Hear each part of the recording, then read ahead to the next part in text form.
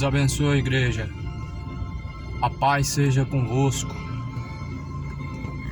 Ótimo dia e abençoado dia a todos. Em nome do Senhor Jesus Cristo.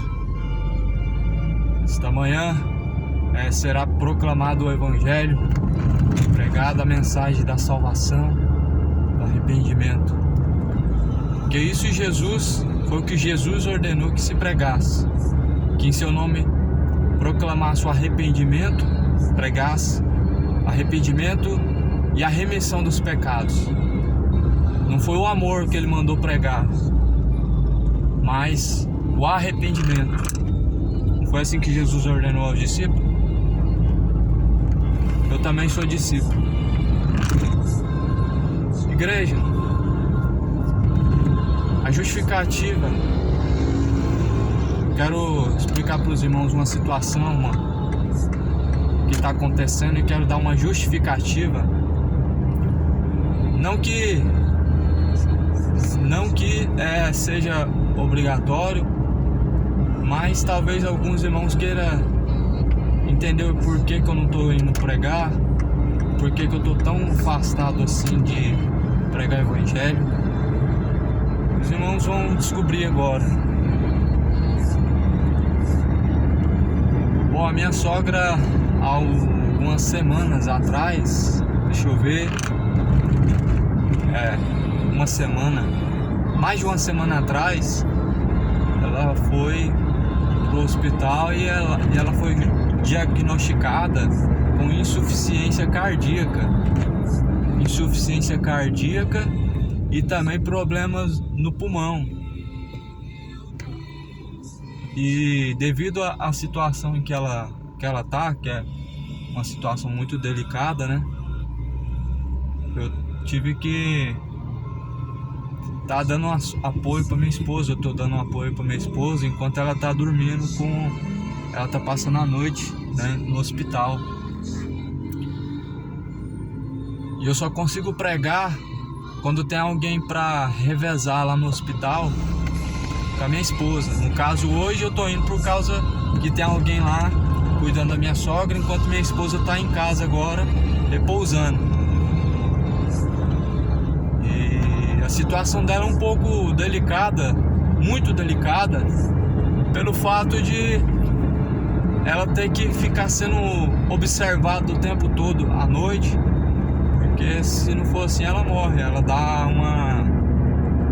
como é que fala? Ela fica roxa, ela perde o fôlego e morre dormindo, se não tiver alguém ali do lado para observar.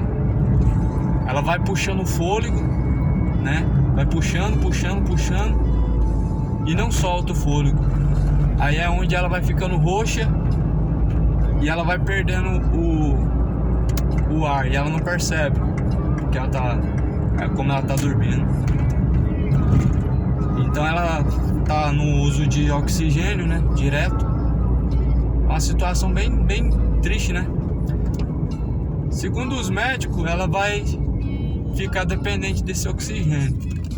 Ela tá lá agora no hospital, lá esperando ela se adaptar com esse oxigênio, porque ela vai ter que conviver dessa forma agora, mesmo em casa.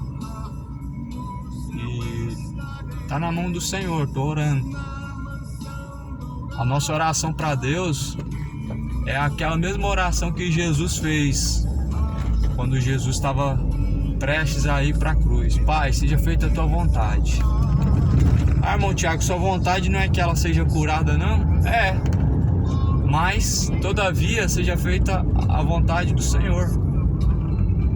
É claro que seria melhor ela ser curada, essa fase ruim passar e tudo voltar normal.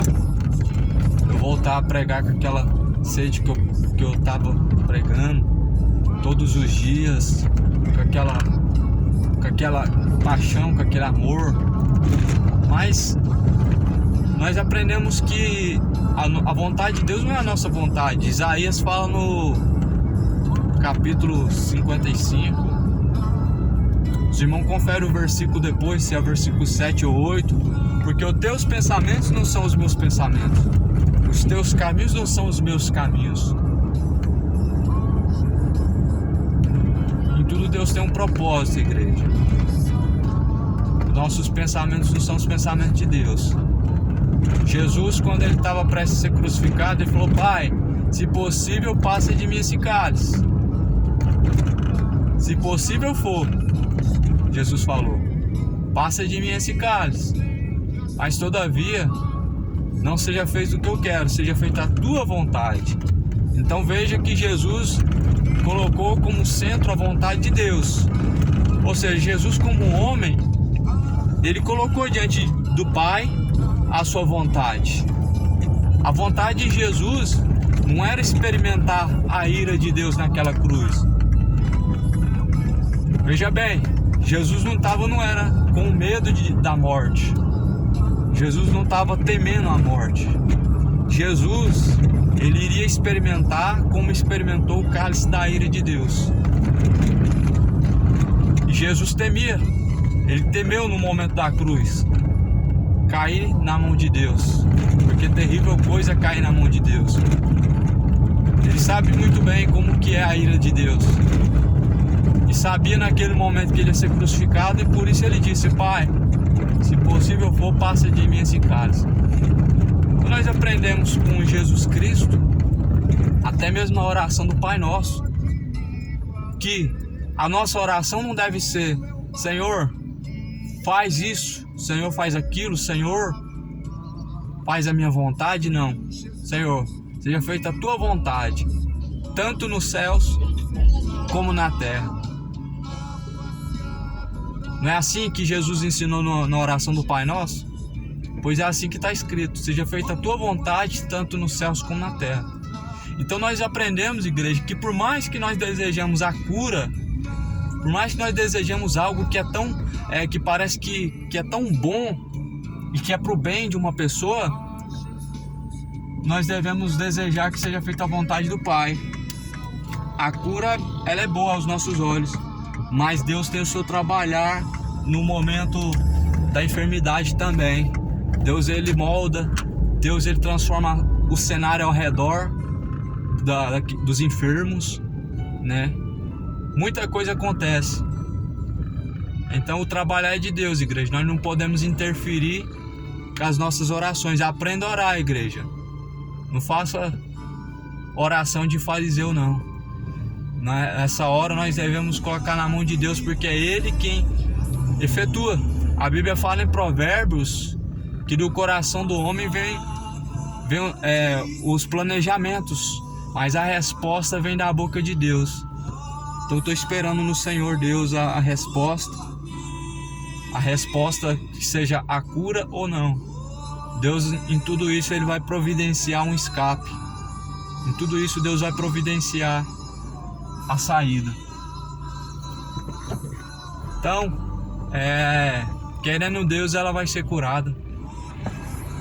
Se os irmãos puderem entrar nessa corrente de oração, nesse propósito também, igreja, de orar por ela e jejuar, por favor, se possível for, faça até o jejum. É bem-vindo. Estamos agora em caminho aqui do terminal Praça A. Estou aqui na Avenida Padre Wendel, no início dela. E hoje, com a graça de Deus, com essa oportunidade que o Senhor me deu, vou pregar o Evangelho, e que o Senhor Deus venha alcançar as almas cansadas, oprimidas. O Senhor Deus venha produzir nos corações frutos de arrependimento. O Senhor venha salvar e transformar a igreja. Nós não estamos saindo com o intuito de ganhar alma, que nós não fazemos isso. Quem faz isso é o Espírito Santo. Ele convence o homem. Mas nós estamos saindo com aquela semente preciosa do Evangelho, e que Deus dará os seus frutos.